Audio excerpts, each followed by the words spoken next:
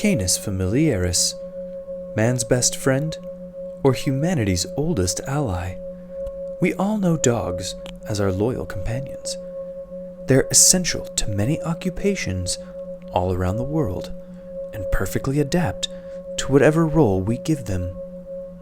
But how have dogs become such an integral part of our lives, and did we domesticate them, or did they domesticate us? Some of the oldest rock art in the world depicts dogs leading humans to fertile hunting grounds. Is it possible that dogs taught humans to hunt? Not only is it possible, it is, in fact, the only conceivable conclusion. Have dogs truly been so key in the development of modern man? Let's take a closer look at the evidence. Neuroscientists argue that an essential change took place in the human brain between 40 and 70,000 years ago. Around the same time, the fossil record shows dogs splitting away from wolves. This change is called the cognitive revolution, and it allowed simple tool-building hominids in the middle of the food chain to swiftly become the single most dominant species the planet has ever seen. What exactly was this cognitive revolution, and is it possible that it was intentionally sparked by our canine counterparts? Linguists believe that language is one essential component to our development. But where did our language come from, and who taught us to speak originally? There are now more than 6,000 languages in use, but what was the common ancestor of all of our languages? Is it interesting that no matter where you go in the world, dogs communicate in the same language? Could the proto-human language we've been looking for still be spoken all around us today, and that this language was given to us by dogs to better the fate of the human race? Bark once for yes. Another outcome of the cognitive revolution is the recognition of the future. If we can plan for tomorrow, then we can better ensure the survival of our species by stockpiling resources.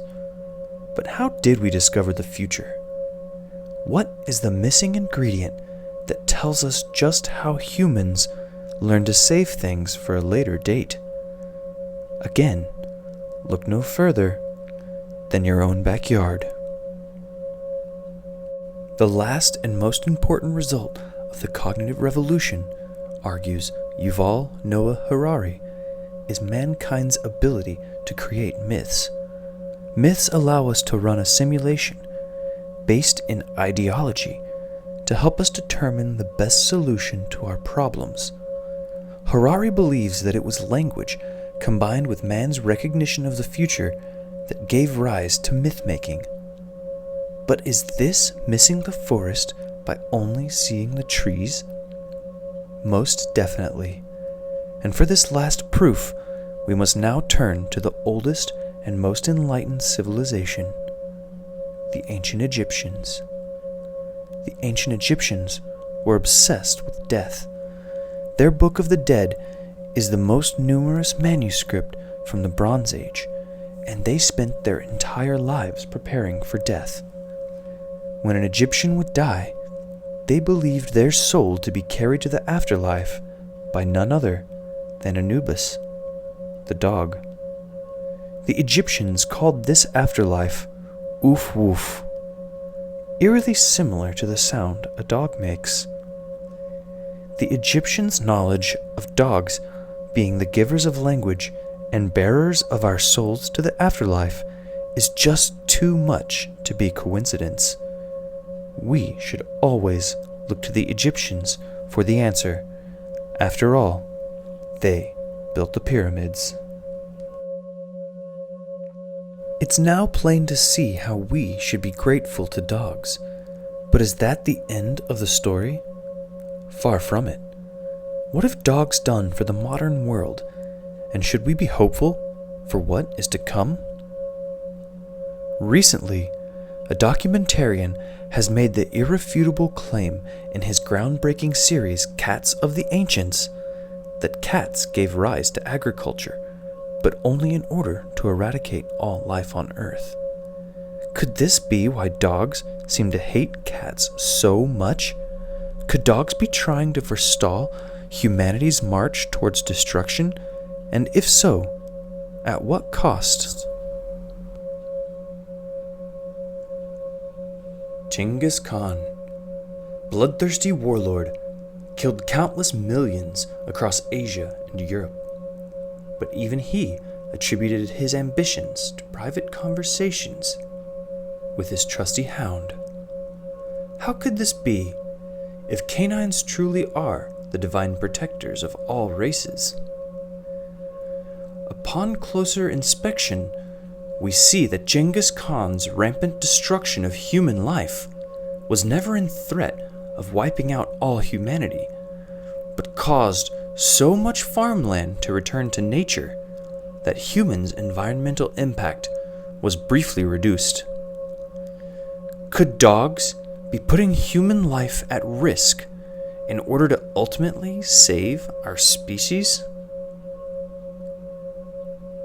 Karl Marx, communist writer, credits his passion for the subject to watching his own dogs living in perfect communal harmony. Critics of communism argue that it has spelled doom for any industrialized nation it's touched, but perhaps this is its intention. Could it be that his attempt to break the machine of market economies actually came from his own dogs revealing deeper wisdom about the fate to come? If so, shouldn't we all embrace communism as a buffer against a cat-dominated patriarchy? Most recently, we've seen the world crippled by a particularly virulent strain of the coronavirus.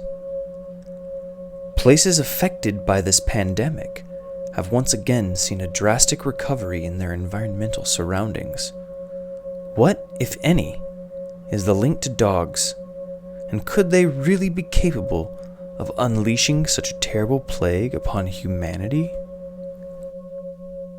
COVID-19 is the term used to denote this novel coronavirus strain, but COVID, in ancient Aramaic, is the word used in the Bible's prophetic book of Revelation for the dogs sent by God to spread a plague to all mankind.